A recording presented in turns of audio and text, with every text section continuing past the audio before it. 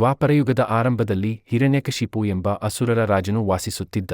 ಅವನು ಅತೀವ ಬಲಶಾಲಿ, ತಪಸ್ಸಿನಿಂದ ಪ್ರಾಪ್ತವಾದ ಅಸಾಧಾರಣ ವರದಾನಗಳನ್ನು ಪಡೆದಿದ್ದನು. ಬ್ರಹ್ಮನಿಂದ ಪಡೆದ ವರದಿಂದ ಅವನಿಗೆ ದೇವತೆಗಳು, ಮಾನವರು, ಪ್ರಾಣಿಗಳು ಕೊಲ್ಲಲು ಸಾಧ್ಯವಾಗದಂತಾಯಿತು. ಹಗಲು ರಾತ್ರಿ, ಒಳಗೆ ಹೊರಗೆ, ಆಯುಧಗಳಿಂದಲೂ ಇಲ್ಲ, ಯಾವ ಜೀವಿಯಿಂದಲೂ ಇಲ್ಲ, ಇಂತಹ ಅಪರೂಪದ ರಕ್ಷಾಕವಚ ಅವನಿಗೆ ದೊರಕಿತ್ತು. ಈ ಕಾರಣದಿಂದ ಅವನು ಅಹಂಕಾರದಿಂದ ತುಂಬಿಕೊಂಡು ತಾನು ದೇವನೇ ಎಂದು ಘೋಷಿಸುತ್ತಿದ್ದ. ಹಿರಣ್ಯಕಶಿಪುವಿನ ಆಜ್ಞೆಯಂತೆ ರಾಜ್ಯದ ಎಲ್ಲಾ ಜನರು ಅವನನ್ನು ದೇವರಂತೆ ಪೂಜಿಸಬೇಕಾಗಿತ್ತು. ವಿಷ್ಣುವಿನ ಆರಾಧನೆ, ದೇವರ ನಾಮಸ್ಮರಣೆ ಎಲ್ಲವೂ ರಾಜ್ಯದಲ್ಲಿ ನಿಷೇಧಿತವಾಗಿತ್ತು. ಆದರೆ ಇದೇ ಹಿರಣ್ಯಕಶಿಪುವಿನ ಮಗನಾದ ಪ್ರಹ್ಲಾದನು ವಿಷ್ಣುವಿನ ಮಹಾಭಕ್ತನಾಗಿದ್ದನು. ಪ್ರಹ್ಲಾದನು ಬಾಲ್ಯದಲ್ಲಿಯೇ ವಿಷ್ಣುಭಕ್ತನಾದನು. ಅವನು ತಾಯಿ ಗರ್ಭದಲ್ಲಿದ್ದಾಗಲೇ ಮಹರ್ಷಿ ನಾರದರಿಂದ ವಿಷ್ಣುವಿನ ಮಹಿಮೆಯನ್ನು ಕೇಳಿದ್ದನು. ಆದ್ದರಿಂದ ಅವನು ಜನ್ಮದಿಂದಲೇ ದೇವರ ನಾಮಸ್ಮರಣೆಯಲ್ಲಿ ಮುಳುಗಿದ್ದ. ಚಿಕ್ಕ ವಯಸ್ಸಿನಲ್ಲಿದ್ದರೂ ಸಹ ಓಂ ನಾರಾಯಣಾಯ ನಮಃ ಎಂದು ಜಪಿಸುತ್ತಿದ್ದ. ಅವನು ಗುರುಕುಲದಲ್ಲಿ ಇತರ ಮಕ್ಕಳೊಂದಿಗೆ ವಿದ್ಯಾಭ್ಯಾಸ ಮಾಡುವಾಗಲೂ, ಆಟವಾಡುವಾಗಲೂ ಯಾವಾಗಲೂ ವಿಷ್ಣುವಿನ ಮಹಿಮೆ ಬೋಧಿಸುತ್ತಿದ್ದ. ಮಗನು ತನ್ನ ವಿರುದ್ಧವಾಗಿ ವಿಷ್ಣುವನ್ನು ಆರಾಧಿಸುತ್ತಿದ್ದಾನೆ ಎಂದು ತಿಳಿದ ಹಿರಣ್ಯಕಶಿಪುವಿಗೆ ಭಾರೀ ಕೋಪವಾಯಿತು. ಅವನು ಪ್ರಹ್ಲಾದನನ್ನು ಮೃದುವಾಗಿ ಮನವೊಲಿಸಲು ಯತ್ನಿಸಿದರೂ ಫಲವಾಗಲಿಲ್ಲ. ಪ್ರಹ್ಲಾದನು ಧೈರ್ಯದಿಂದ, ಅಪ್ಪ, ನೀವು ದೇವನಲ್ಲ, ಪರಮಾತ್ಮನೆಲ್ಲರಿಗೂ ದೇವರು. ಶ್ರೀವಿಷ್ಣುವೇ ನಮ್ಮ ಪಾಲಕ, ಪೋಷಕ, ರಕ್ಷಕ ಎಂದು ಹೇಳುತ್ತಿದ್ದ.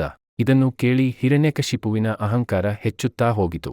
ಹಿರಣ್ಯಕಶಿಪುವು ತನ್ನ ಮಗನನ್ನು ವಿಷ್ಣುಭಕ್ತಿಯಿಂದ ತಡೆಗಟ್ಟಲು ಹಲವು ಪ್ರಯತ್ನಗಳನ್ನು ಮಾಡಿದ್ದನು. ಅವನನ್ನು ಪರ್ವತದ ಮೇಲೆ ಕೊಂಡೊಯ್ದು ಕೆಳಗೆ ತಳ್ಳಿಸಿದರು. ಆದರೆ ಪ್ರಹ್ಲಾದನಿಗೆ ಏನೂ ಆಗಲಿಲ್ಲ. ಅವನನ್ನು ವಿಷದ ಕಪ್ ಕುಡಿಸಲು ಯತ್ನಿಸಿದರು. ಆದರೆ ವಿಷವು ಪ್ರಹ್ಲಾದನಿಗೆ ಅಮೃತವಾಯಿತು. ಅವನನ್ನು ಆನೆಗಳ ಮುಂದೆ ಹಾಕಿದರು. ಆದರೆ ಆನೆಗಳು ಅವನಿಗೆ ಹಾನಿ ಮಾಡಲಿಲ್ಲ. ವಿಷಸರ್ಪಗಳನ್ನು ಬಿಟ್ಟರು. ಆದರೆ ಅವು ಅವನನ್ನು ಕಚ್ಚಲಿಲ್ಲ. ಅವನನ್ನು ಬೆಂಕಿಯಲ್ಲಿ ಹಚ್ಚಲು ಪ್ರಯತ್ನಿಸಿದರು. ಹಿರಣ್ಯಕಶಿಪುವಿನ ಸಹೋದರಿ ಹೋಳಿಕಾದ ಮೇಲೆ ಕೂರಿಸಿ ಬೆಂಕಿಯಲ್ಲಿ ಸುಟ್ಟರು. ಆದರೆ ಪ್ರಹ್ಲಾದ ಸುರಕ್ಷಿತವಾಗಿದ್ದ. ಹೋಳಿಕಾ ಮಾತ್ರ ಸುಟ್ಟು ಹೋದಳು. ಈ ಎಲ್ಲಾ ಘಟನೆಗಳಲ್ಲಿ ಪ್ರಹ್ಲಾದನು ಎಂದಿಗೂ ಭಯಪಡುವುದಿಲ್ಲ.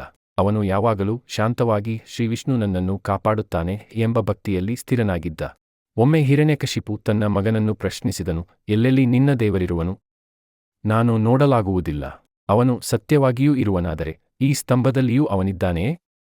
ಪ್ರಹ್ಲಾದನು ಧೈರ್ಯದಿಂದ ಉತ್ತರಿಸಿದನು, ಹೌದು ತಂದೆ, ಪರಮಾತ್ಮನು ಎಲ್ಲೆಡೆ ಇದ್ದಾನೆ. ಈ ಸ್ತಂಭದಲ್ಲಿಯೂ ಇರುವನು. ಇದನ್ನು ಕೇಳಿದ ಹಿರಣ್ಯಕಶಿಪು ಕ್ರೋಧದಿಂದ ಆ ಸ್ತಂಭವನ್ನು ತನ್ನ ಗದೆಯಿಂದ ಹೊಡೆದನು. ತಕ್ಷಣವೇ ಅಲ್ಲಿ ಭಯಾನಕ ಗರ್ಜನೆಯೊಂದಿಗೆ ನರಸಿಂಹ ಅವತಾರ ಪ್ರತ್ಯಕ್ಷನಾದನು.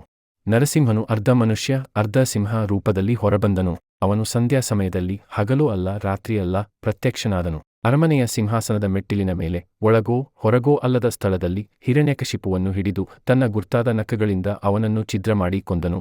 ಬ್ರಹ್ಮನ ವರವನ್ನು ಮೀರಿ, ದೇವತೆಗಳನ್ನು ಮೀರಿಸಿ, ವಿಷ್ಣುವಿನ ಲೀಲಾ ರೂಪದ ನರಸಿಂಹ ಅವತಾರವು ಧರ್ಮದ ಜಯವನ್ನು ಸಾಧಿಸಿತು. ಹಿರಣ್ಯಕಶಿಪುವಿನ ಅಹಂಕಾರ ಕೊನೆಗೊಂಡಿತು. ನರಸಿಂಹನು ಅತೀವ ಕ್ರೋಧದಿಂದಿದ್ದನು. ದೇವತೆಗಳಿಗೂ ಅವನ ಶಾಂತಿ ತರಲು ಸಾಧ್ಯವಾಗಲಿಲ್ಲ. ಆದರೆ ಪ್ರಹ್ಲಾದನು ಭಯವಿಲ್ಲದೆ ನರಸಿಂಹನ ಪಾದಗಳ ಬಳಿ ಬಿದ್ದು ಪ್ರಾರ್ಥಿಸಿದನು. ಮಗುವಿನ ಭಕ್ತಿಯಿಂದ ನರಸಿಂಹನು ಶಾಂತನಾದನು. ಅವನು ಪ್ರಹ್ಲಾದನನ್ನು ಆಶೀರ್ವದಿಸಿ ದೀರ್ಘಾಯುಷ್ಯ, ಜ್ಞಾನ ಮತ್ತು ಧರ್ಮ ಪ್ರಚಾರದ ಶಕ್ತಿ ನೀಡಿದನು.